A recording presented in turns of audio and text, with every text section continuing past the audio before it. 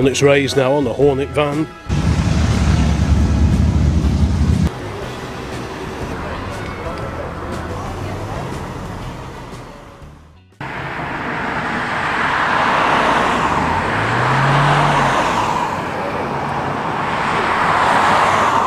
Welcome to Old Classic Car, and today we are back at the Old Piggery Cafe here at Parkview Business Centre near Combermere, just on the sort of Cheshire-Shropshire border if you like. And we're going to come and have a look and just see what old cars turn up today. There's always a mixture, some modern cars, sports cars, and you get a few classics here as well. Now this weekend there's a huge classic car event at Tatton Park, so that will deplete numbers a little bit I think, especially for the older cars. But I'm still fairly confident we'll get a few good oldies here turning up for a sunny breakfast meeting here at Combermere. Over here we've got an MG TF. This was the last of the sort of fairly traditional MG sports cars with the upright radiator grills. Sort of early 1950s, something like that. And then it was replaced by the MGA, which was a completely new, fresh, clean sheet design. Nice mirror, I like that. Yeah, perfect car. I love the way that the instruments are sort of octagonal shape, just like the MG badge itself. I think that's a really nice little detail. And there's the badge itself. Next to the TF is this immaculate Triumph Dolomite Sprint. We were just having a good look at this one before, and Harley really likes these, and I think they're just a really sharp looking car. And yeah, if I was going to have like a fairly fast nippy saloon of the 1970s, this would definitely be on my short list, as long as I could find a good one, because the earlier cars I think were made from slightly either better or heavier steel, whereas the later ones did tend to rot noticeably more, but I guess after 50 years they can all rust. But this is a lovely looking car. It's on a T registration. So nice. It's got the proper Dolly Sprint alley wheels on it, so clean even under the wheel arches. That's usually a sign of a good car, if it's nice and clean under the wheel arches. Lovely car, manual gearbox, 4-speed plus overdrive. Triumph dashboards are always really nice as well. I like the way it wraps around. Oh, beauty. Really, really tasty example of the 16-valve Triumph Dolomite Sprint. Stainless exhausts, twin pipes. I can't remember what the power up, but I would have thought about 120-ish, 127 maybe. No, they're quite perky car, and being rear-wheel drive makes for a very entertaining drive.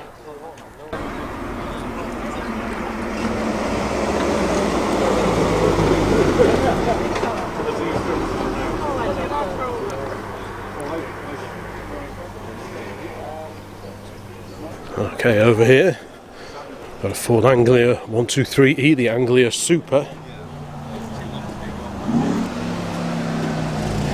Next to that, a much modified Ford 100E Anglia. There's many modifications going on under the bonnet of this car. Look how clean that is. It's on throttle bodies, all adjustable suspension there. Of course, on the 100Es, usually the chassis number on the original McPherson strut mountings up here, the chassis number is usually stamped in either this side or the other, but around the top of the mounting, so this has all been replaced. Yeah. There's the spec.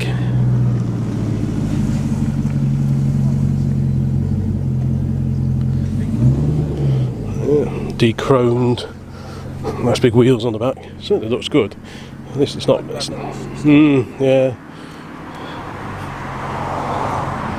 Oh. A very clean car. Modded cars aren't for everyone, but Fords have always been modified since the beginning of time, so you know, it's a good old car. As is this next to it, an RS 2000 Mk1 Escort. Nice quad setup with the old CBA lamps on the front there, or CBs as we tend to call them.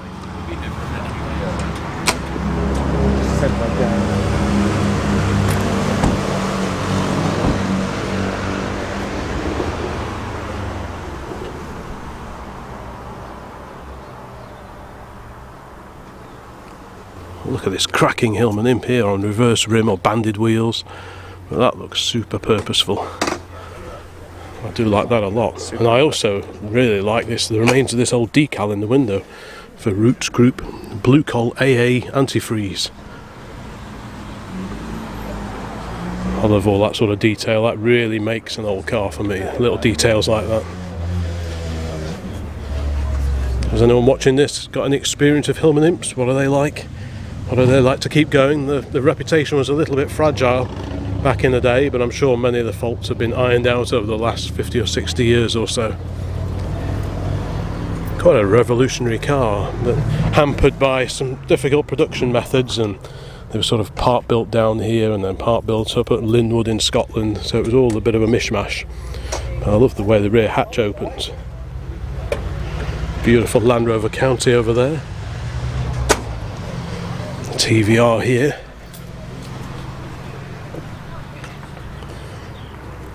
The VW Golf Cabrio. Next to that we have a VW Derby, somewhat lowered but otherwise looks fairly original apart from those wheels. But what a cracking car, super straight car, and if it's the car I'm thinking of, the interior is like new in this. So we're just going to have a quick peer in through the window.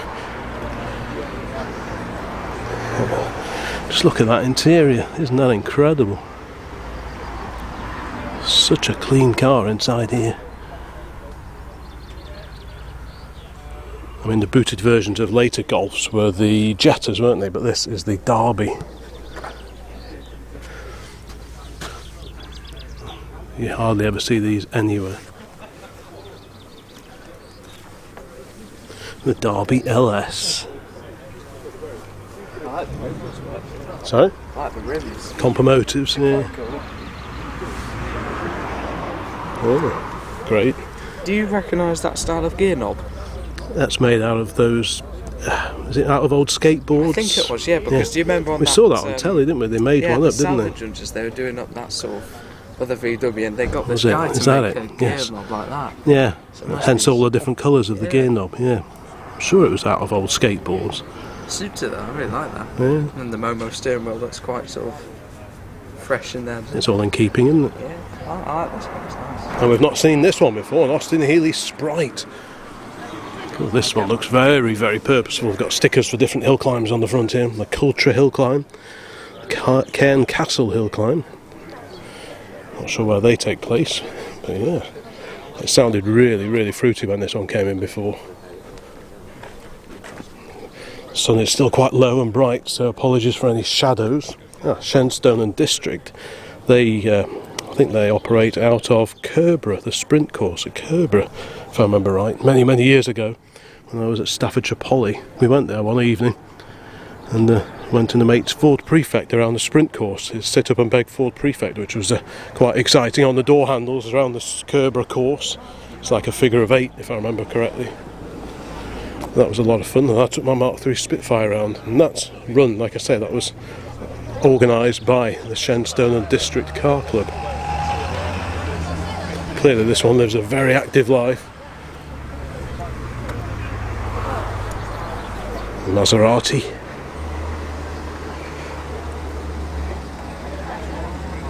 As always at these multi-car meets we will be focusing mainly on the older cars because this is an old car channel, but yeah, it's great to see all the cars here today on this beautiful Sunday morning.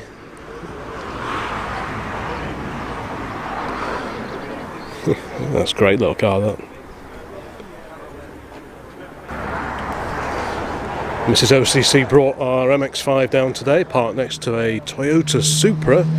Seems kind of appropriate, the JDM corner. All of 2. And we've got this Abarth version of the Spider, which the DNA of which is Mazda MX-5, if I remember correctly. And on the end here, well, we've seen this one before, this 6-volt VW Cabriolet, proper Carman converted Cabriolet Beetle.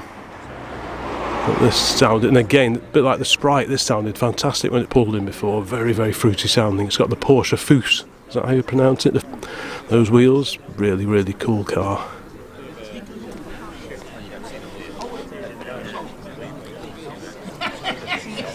I can't remember where I was last week.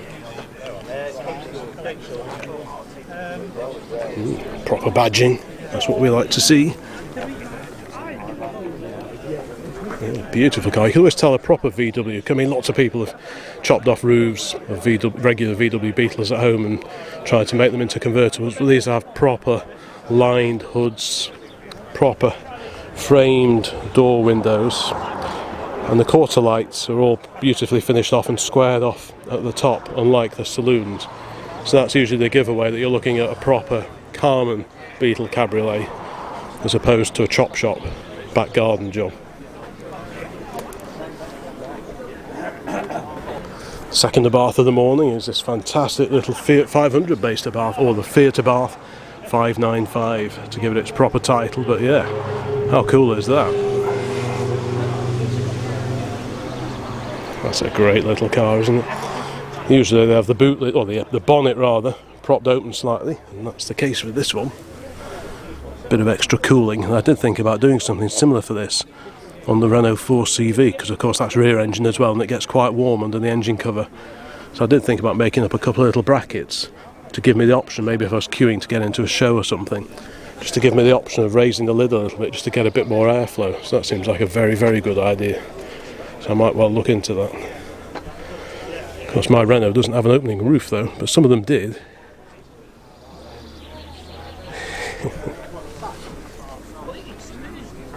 Beautiful alloy wheels on here as well.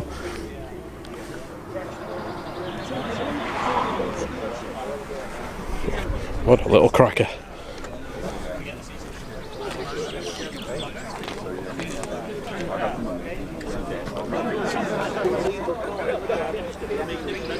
This beautiful MG Tourer.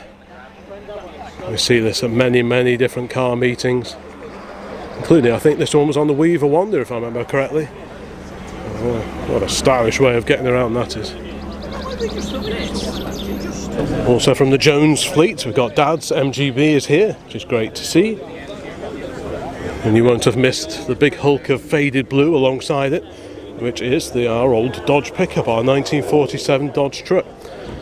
Regulars to the channel will know I've had a few little gremlins with fuel related issues, fuel pumps, that kind of thing. So just to update you, I've rebuilt 2 original AC pumps with new diaphragms and so on. And one of those is on now. One of them was on for a while and worked, and then it stopped working, so I've put the other one on, and that appears, touch wood, to work. So we're just doing a few exploratory journeys locally just to see how we go, and then sort of build up from there really. Yeah, you can see that the A-frame is still in the back from our most recent failure to proceed, where I ended up rebuilding, or trying to rebuild, the fuel pump on the side of the road, which didn't ultimately work. Well, it did work, the fuel pump did work when I rebuilt and put it back together, but it's pouring fuel everywhere. So in the end I had to phone up Mrs. OCC. She dug out the A-frame from the garage and came over for us in the Jeep and towed me back home, which was made for a very interesting Friday evening. Very unexpectedly busy Friday evening. Such are the joys of running old cars, and in this case trucks. Still got the old boxes and everything with all various old tools, spare fuel pumps in there. So yeah, it's a good old thing this is. I just need to get it reliable. But yeah, this truck, if you haven't seen the videos we did about this a little while ago, this truck spent its many early decades in fact in California, which is why it's survived in such solid condition. It's never been fully restored. It's been recommissioned but never restored. It's never been welded. All these are the original seams down here. You can see all the proper seams. Never had cab corners. These cabs always need cab corners. These Chevys, Fords, they nearly always rot out there. But this has had none of that, which is the reason why I was so keen to buy this when it came onto the market. Having known it for over 10 years, I've known this, so I was very keen to grab it.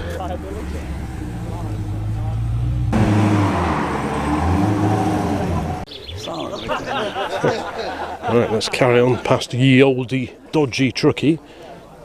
And by complete contrast, we have this gorgeous black Series 1 E-Type fixed head coupe, a 1964 E-Type. What a just incredible car. There's the fuel filter arrangement on this.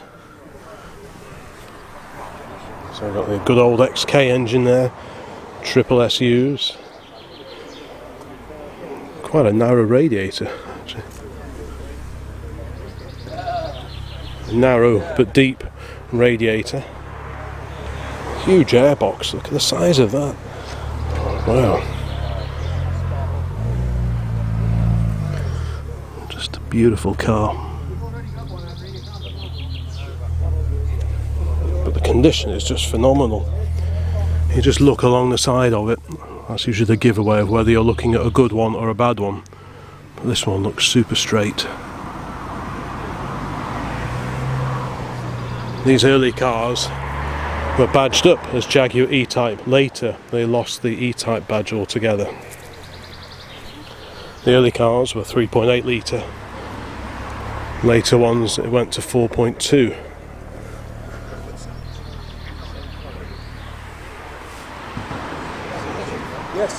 Yeah, that's a beautiful car, that is. You can see how this big structure here, and the engine hangs off this big structure which comes off the bulkhead.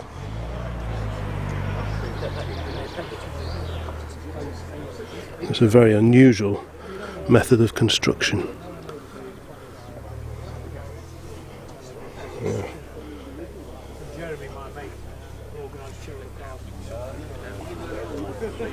Stunning, stunning car. Well, I'd be terrified to own it. I wouldn't dare use it, I don't think, because I'd be absolutely mortified if I scrubbed a post or something with it.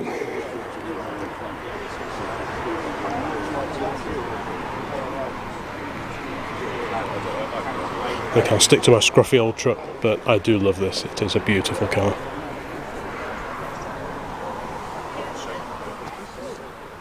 Let's work our way along here. We've got an MG V8, and I'm not sure if I've actually seen one in this colour before. Metallic maroons, metallic dark greens, you see, but these bright reds, I'm not sure I've ever seen one in that colour.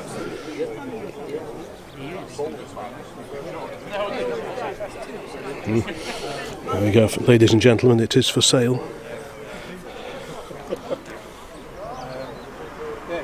Not often you see them on Mini-Lite style wheels either.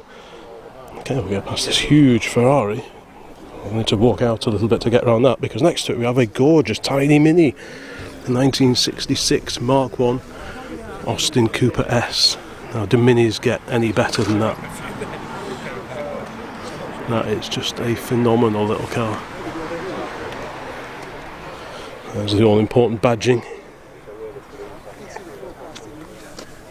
There's plenty packed in here. You got the twin SU carburetors, which are a bit of a fiddle to get at, but could be worse.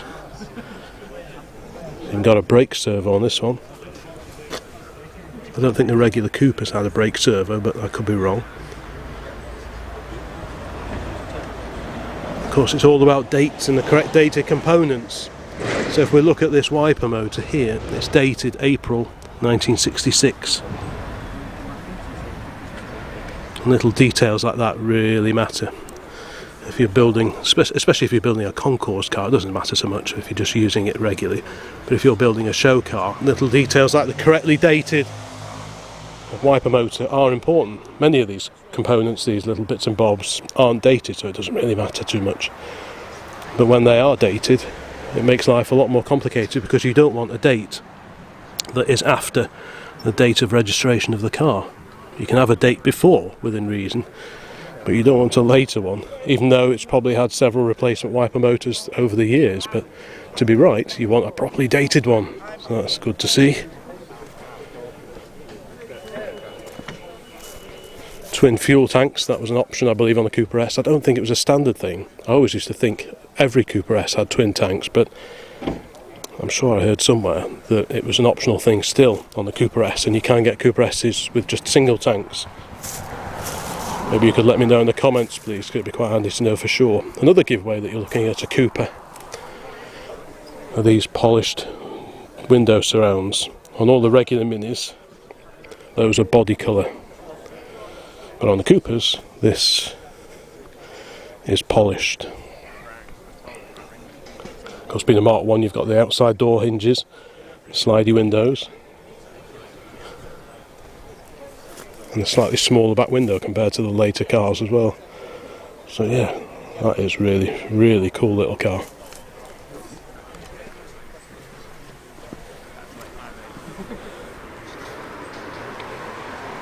Alongside the Cooper S, Got a slightly modified mini sidewalk, one of the many limited edition minis that were available throughout the 1990s.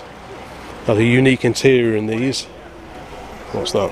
XJS. One of the facelifted XJS coupes with a different rear window arrangement compared to the early cars. Different rear lights as well. But yeah, this is the mini sidewalk. Slightly bigger wheels, I think. I'm not quite sure if they were standard on the sidewalk, but like Escorts, everything gets modified, and minis, they're always being tuned. You can buy so many parts for minis, and it's difficult to know sometimes what's original to that particular model and what isn't. But either way, this looks fantastic. What a great little car that is. It must be so much fun to drive that one. These wheels do look great, I think. I mean, I'm a fan of early minis on proper 10-inch wheels, like the Cooper S alongside, but later minis, I think look really good on these really beefy mini-light style wheels. So that's great. Now we've got an interesting one here in this trio of mini-based vehicles. A Wolseley van. Someone's taken a regular, probably a Leyland, I would have thought, minivan of the 1970s, well, 1965 actually, according to the registration. And they've put a Wolseley Hornet front end on it just to give it a bit of a unique look, and wow, that really is unique. Have I seen this one before? Probably a little while ago, but I'm not quite sure where. If you saw the video from the previous meeting here, you'll have seen the supercharged Wolseley Hornet that was here, but I'm not sure if we've seen this one here before, and it's really cool to see that one. Nice 10-inch wheels on this one. Yeah, like I say, it's registered as a 1965. It hasn't got the vent in the roof. Oh, that takes me back to when I first started learning to drive. Mum had a Mini Estate, which of course was basically the same shape as that, albeit with sliding windows on the sides. That was a 1967 car that Mum had. Had a bigger engine, it had the 1100 engine in it, shoehorned in, and a few little bits and bobs. Yeah, that reminds me very much of Mum's old car. Nice motor litre steering wheel as well. We like that. Yeah. What a unique little van that is.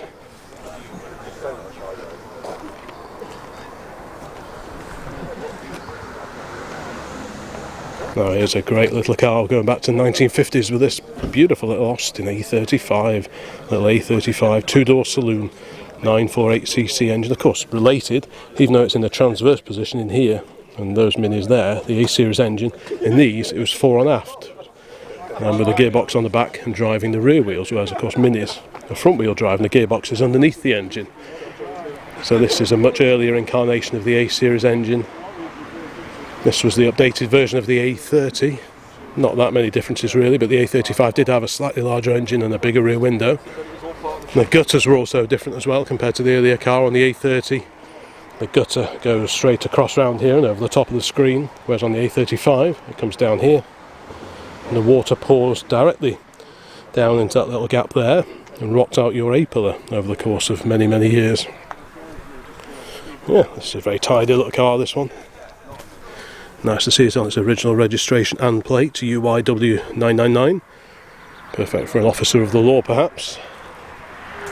So I'm quick peering through the window's wound up, so I can't really see too much, but it looks all very original in there. It's got an extra temperature gauge.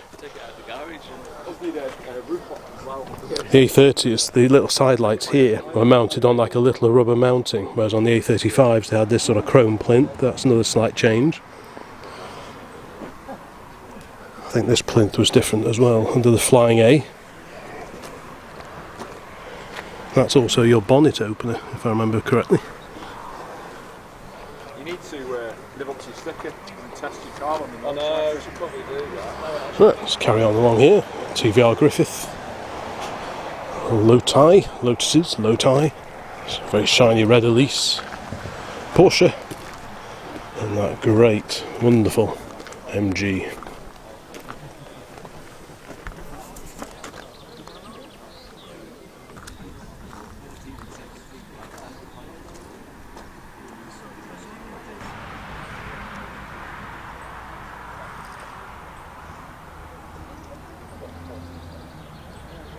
Alright, so what do we have over here? Well, to begin with, we have a very sharp looking J registered Peugeot 205 4-door.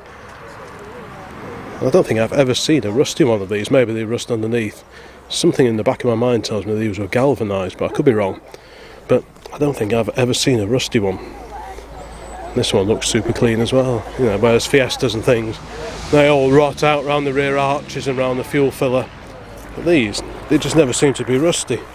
I've seen battered ones, especially when we were in France towards the end of last year. It was sort of, you saw plenty of battered ones around, faded and covered in dings and bits of sticky tape and things, but I don't remember ever seeing one rusty. I think the only rusty ones you'd see is one that's had maybe poor accident damage repair in the past, but factory cars, I don't think they ever seem to go rusty at all. And here we've got an MGB GT V8. That's quite an assortment of letters to remember. The 3.5 litre Rover V8 engine, shoehorned in. It's actually not too difficult to work on. You can actually get at the plugs and so on, so it could be worse, but certainly, you know, considering it was never designed for this engine, it's always designed for the 4-pot B series engine. The fact that this was able to be shoehorned in, following on from the MGC, the 6-cylinder car that didn't get universal approval back in the day because they were quite nose heavy, whereas this engine much lighter than the C engine. And whether this is a factory built car, all the factory V8s were GTs. If you ever see an MGB Roadster with a V8, it is a conversion, but this may well be an original car. And next to that we've got a little 7, a little Caterham 7. Very Bonnie Morgan. This one's the plus 8, so presumably that bobs along quite well indeed. Aston 911 Carrera 3.6 with its engine cover raised, so that's going to have a pier under there because we like a nice engine. There's the air-cooled flat 6. So you've got twin distributors.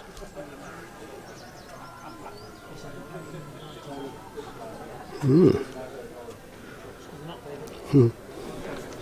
very sharp looking car. You can keep your modern 911s or whatever they call them nowadays. The proper air-cooled ones are just so much nicer, so much more compact. This one's on a Shropshire registration, AW. I wonder what this is about. What's this sticky outy bit here? Don't know what that is.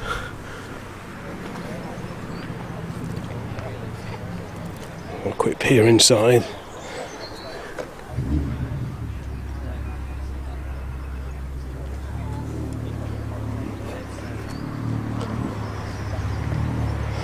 An E36, looks like a bit of clubby racing goes on with this one. All the back stripped out interior, bucket seats, BMW M Power. But that goes quite well. Rear wheel drive, of course, they are. A little Lotus, bonny little Lotus. And a fairly mad looking VW Beetle. Wowzers, what's the story with that one? On the Martini Racing. Liveried up a bit like the old Delta Integrale rally cars, but yeah, this is very, very purposeful. It's got a fuel cell in the front here. Much pipe work. Plenty going on there, good grief. Got a strut brace as well. Ramsey NJ, New Jersey.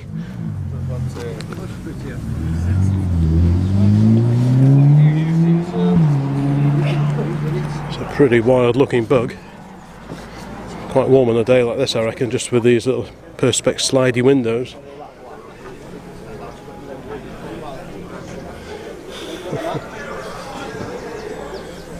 Look at the state of that. How mad is that? And look, the spec of this engine is carburetors way over to the side there. So one over there. There's the engine bit here.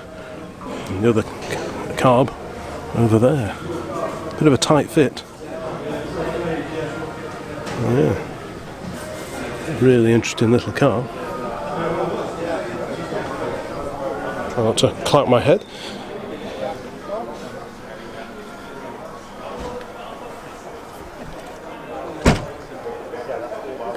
So on this German row, obviously we've got the little Beetle. Got a flat front 911, I think that's a 930 turbo. This is a regular here at the Old Piggery Cafe at the Combermere Cars and Caffeine at Combermere meet.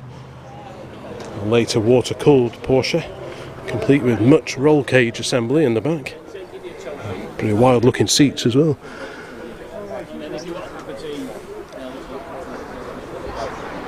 The unusual Audi Quattro. So what's that? Is that an 80 or a 90? I'm not quite sure which. We shall inspect the rear, and as long as it hasn't been debadged, the answer should reveal itself. Just says Quattro, so I'm not quite sure. Schön mit Katalysator. Something to do with beautiful with catalytic converter. That would be my guess. Schön, sehr schön is very nice, very beautiful. Interesting little car. And a little more slice of Stuttgart. Right, well, never let it be said we don't have variety here on the Old Classic Car channel. What a bonkers little car that is. I've got a feeling this is the same as that little car that turned up at the Avro Heritage Museum, this Volkswagen. I'm assuming it's electric or... I forget what the model was called. It's a pretty bonkers little car. But anyway, so this came up 2 inches, and I thought I've got to have it. Almost looks 1930s. That would almost pass for a 30s car, wouldn't it?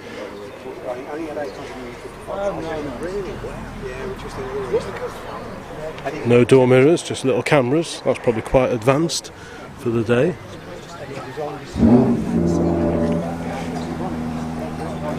A mighty V8 bi-turbo Mercedes alongside that. Right, let's carry on along here. A very large car here. What's this? A big Jaguar and a Porsche. Very bonny little Lotus Elise. I've just been speaking to a gentleman who's invited us round to go and have a look at his collection of old cars and other interesting old vehicles, so I'm looking forward to that. If you'd like me to come and have a look around your collection, if you'd be kind enough to show us around, if you've got a few old cars and vans or whatever tucked away at home, it'd be really great to do a few videos about other people's collections. This is a gorgeous Austin-Healey 3000. I'm guessing it's a fairly early 3000, this one. Hasn't got the wind-up windows, the later ones had the wind-up windows and so on. And a much fuller hood. Whereas this, I think, is a fairly early example. It's a lovely car. I do like the combined oil pressure and water temperature gauges on these. Lovely little stubby gear lever as well.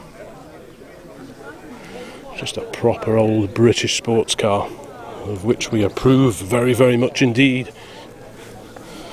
Do you approve, sir? I certainly do. You certainly do, yes, I thought you might. It's a very swish car. I love the exhaust just under the sill there. What a beautiful car that would be to drive in. Good turnout of sports cars here, as always, when the weather is as shiny and sunny as this. Moved there in 2009. Scuderia Ferrari. Right. There's that facelifted XJS coupe that we saw coming in. This is on an M plate. So yeah, very different styling. The rear windows much curvier, those rear side windows compared to the earlier cars. Very different shaped lamps, more horizontal on the back of these, whereas the earlier cars, they're sort of curved around here a bit and a bit there, but nothing across there. Originally these were only available when the first XJSs came out in what, about 1975 I think it was. You could only get the V12, then in later years they brought out the 6-cylinder cars, the AJ6 powered 6-cylinder cars. And then there was the SC, which was like a halfway house convertible and the full convertible. And there was the XJ RS, the Jaguar sport car with all the body kit and the 6-litre V12. Not sure what engine's in this one. Yeah. Swish looking car. A beautiful MGB on the end here. So I don't know, I'm at the minute, I'm kind of out of contact. It's that far. Well, it's been a good turnout. Like I say, with Tatton Park on today, I wasn't quite sure how many old cars were here, but we've actually been very lucky with the turnout that we've got. Bonnets raised now on the Hornet van, showing off that transverse engine layout that I was talking about before, just like a Mini with a radiator on the side there.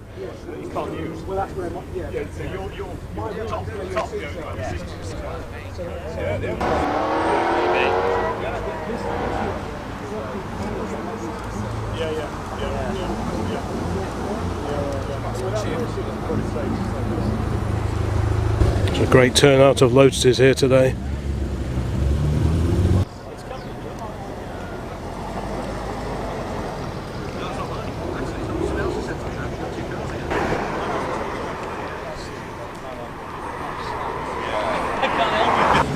V8 warble of the plus 8 as it departs.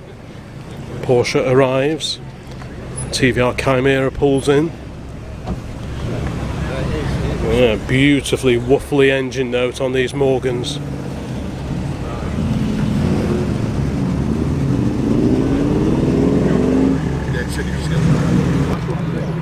The good thing about it is still Honda S2000, the high revving Honda S2000. Jaguar. And the new Lotus. Bonnets up on the Dolly Sprint. We've got a pair of Webers there. Are they Webers? Yeah, proper Webers. Sometimes they're dual autos, but those are Webers. 16 valve. Single overhead cam if I remember right, but 16 valve. It's made it quite an interesting design. Oh, super clean car this is.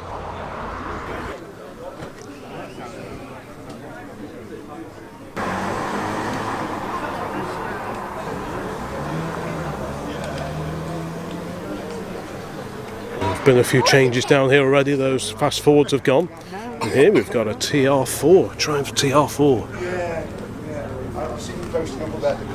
I've said before about how much I love the shape of the bonnet of these, the humps over the headlights.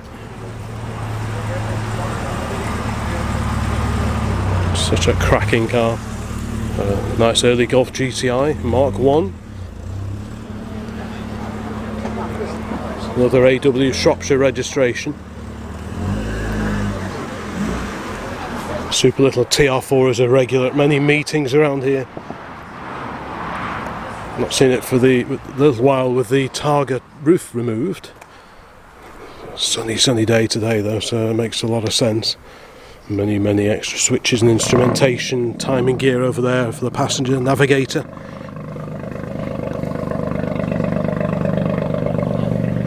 Some lovely badges on the front of this one as well. So what have we got? The Goodwood Road Racing Club member, the Automobile Club de l'Ouest. I mentioned in a video about the Renault 4CV how we bought one of these. I bought one of these as a kid when we visited the Le Mans Museum in the 1980s. And I fitted it to a car for the first time just a few weeks ago, the little Renault. An ORMA member. This is the Supporters Association for the BRM racing team in the 1950s and possibly into the 1960s as well. I think it's Owen Racing Motor Association. I think that's what that stands for. We've got the TR register as well. Yeah, what a cracking looking car this is. Another proper, i.e. air-cooled 911. I'm only joking, I'm sure the later 911s are nice as well, but these are my favourites, the slightly earlier cars. Pretty wild looking TVR here. Next to that, a bamboo edition Citroen 2CV. Ooh la la.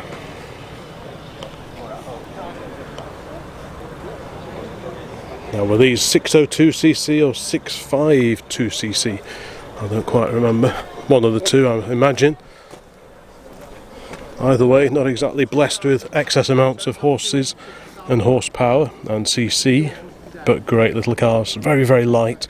Thanks to that lightness, they bomb along really well by all accounts. Of course, you've got the full-length roof as well.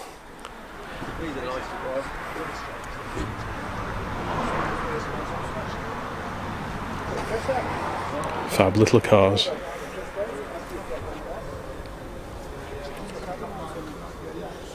All the glass marked with the little Citroen chevron logo. And that dates back to when Citroen, I think they used to make gears. So that's the reasoning for the two chevrons, was sort of gears meshing together. I think that's what that was all about. But yeah, great little car. Got some two-wheeled excitement over here. big Honda Cross Tourer. Not quite sure what that is, but of more interest is this little Honda here, the SS125. I remember I used to have one of those casings hanging up in my shed when I was a kid. I polished it up, we found it. There used to be the old brickworks near Manchester Airport. There was the old brickworks where we used to go and stand on the top of it. It was long since gone out of use. And they used to do a lot of scrambling. People used to take their motorbikes there and go bombing up and down the hills and everything. And I remember one of those was just dumped on the floor, so I retrieved it, brought it home, cleaned it up and hung it on the shed wall. It was there for many, many years. I don't know what happened to it, but that's my abiding memory of these particular Hondas when I see that little bike there. This one's on a G plate.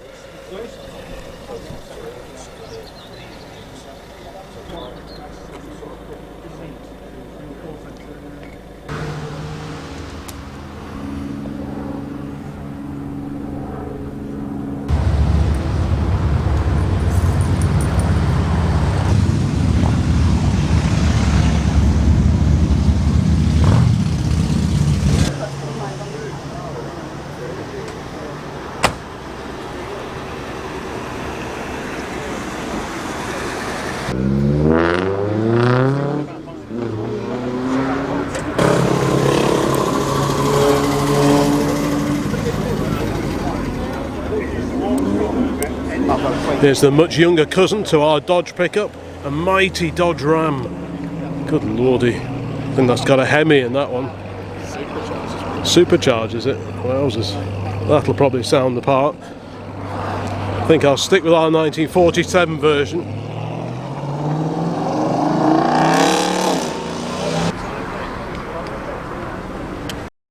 There's the Ashley Spitfire. We've seen this one before at Cape Storm and maybe somewhere else, I can't quite remember. And it's based on the Mark III Spitfire, and someone's taken off the metal boot lid and put this fiberglass fastback roof made by Ashley Laminates. And it takes me back to a car I had in the late 80s, early 1990s that had one of those roofs on for a little while. Yeah, great fun car. What do we have here? We like an old British motorcycle. And here we have the BSA.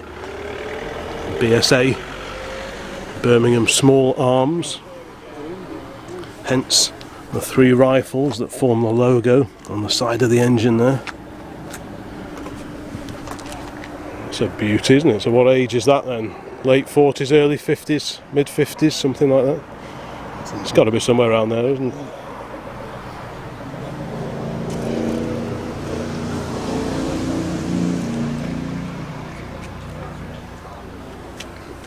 I do love this era of old motorbike.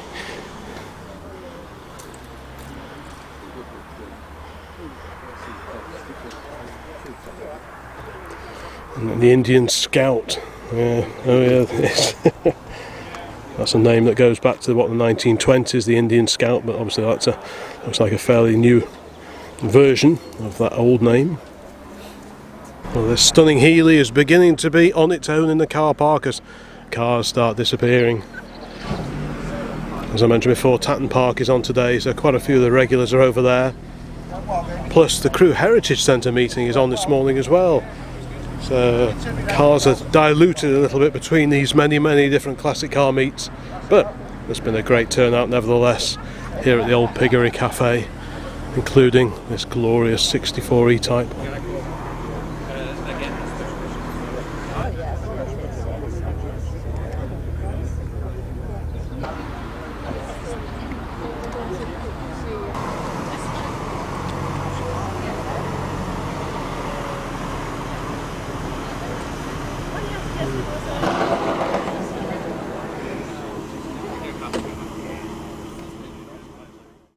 Well, we made it back to OCC HQ, Mazda and the Dodge over here. Dad's gone back home because they had a meal booked. The little truck ran quite well because regulars to the channel will know I've been having a few little issues with AC fuel pumps of late, so we're just sort of bedding this latest pump in and just to see if it'll calm down and prove reliable. So we had a good run over there and a good run back, so that's really good. Anyway, thank you very much for watching this short video, and there'll be many more videos long before too long, so bye for now.